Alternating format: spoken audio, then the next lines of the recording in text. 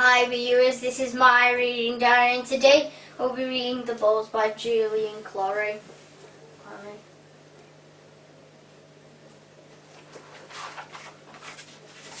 Chapter 1. Telling lies is never a good idea. I once told my friends that I was a sausage roll. I really definitely was, I said. When they finally believed me, they squirted me with tomato ketchup and bit me on the leg. "Stop it!" I had to shout at the end. "I'm not a sausage roll, I'm a human being." That taught me a lesson, I can tell you. I don't tell lies anymore, ever. So believe me, when I say that the story I'm going to tell you is absolutely true, it's important that you know and understand this, because it is quite an extraordinary story. And funny peculiar, very funny peculiar in fact, but true. Every word. The first thing you need to understand before I begin the story is that for some reason human beings have grown rather full of themselves over the years, and now suppose they are far cleverer than other living creatures. This is a mistake.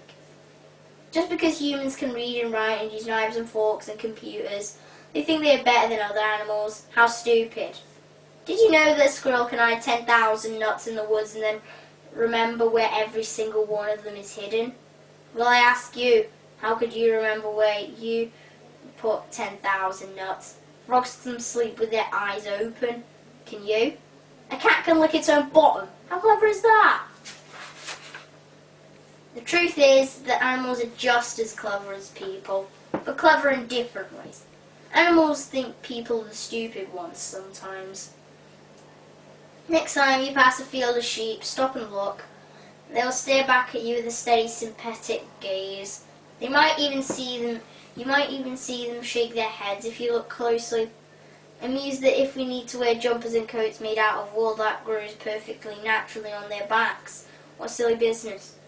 But anyway, back to my story. It begins 10 years ago, far away in Africa. Africa, as you may know from the photographs and television programs, is a very hot and beautiful place. There are forests and bush and vast open plains where lots of wild animals live, lions and elephants and giraffes. There are brightly coloured birds that live in the trees, monkeys and gorillas, lions, lizards, hyenas, porcupines and buffaloes. The place is teeming with life of every size and shape you can imagine. And in Africa, let me tell you, the wild animals are also very clever. They watch human beings and chuckle to themselves. Fancy going around cooped up in air-conditioned buses and cars and eating boring cooked food. Humans all look so uncomfortable. We so-called wild animals wander around freely, they say to each other, breathing in the fresh air and eating fresh food that we can catch or pick or graze for ourselves. Far better in our humble opinion. Which lifestyle seems better to you? Well, what lifestyle seems better to you, viewers? Send me an email and I'll continue. All the animals in Africa know that the cleverest among them are hyenas. They aren't the fastest or fiercest or, let's face it, the most beautiful. But they are smart and determined and work together to get what they want. And they are very good at scavenging too. But the thing hyenas do best, and which drives all the other animals around the twist, is they laugh. In fact, they're known as laughing hyenas. Long, loud shrieks and cackles. They can outsmart a pride of lions by running circles around them, laughing and snorting, and then stealing their dinner in confusion. To be honest with you, hyenas are not very popular among the other animals. Birds sing prettily, lions roar impressively, but the innocent laughter of the clever hyenas gives other animals a headache. Now then, there was once a large clan of hyenas living in the Masai Mara, which is a huge national park in Africa. Laughing hyenas. These particular hyenas laughed even more than most. They lived in burrows near to a safari camp, where lots of tourists came to see the animals in their natural environment. Slowly the hyenas became accustomed to their strange visitors.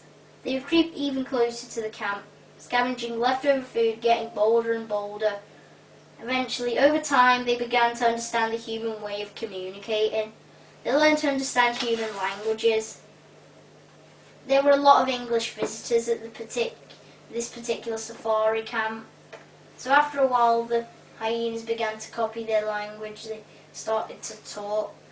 In fact, their first words to each other in English were, "Cucumber sandwich, anyone?"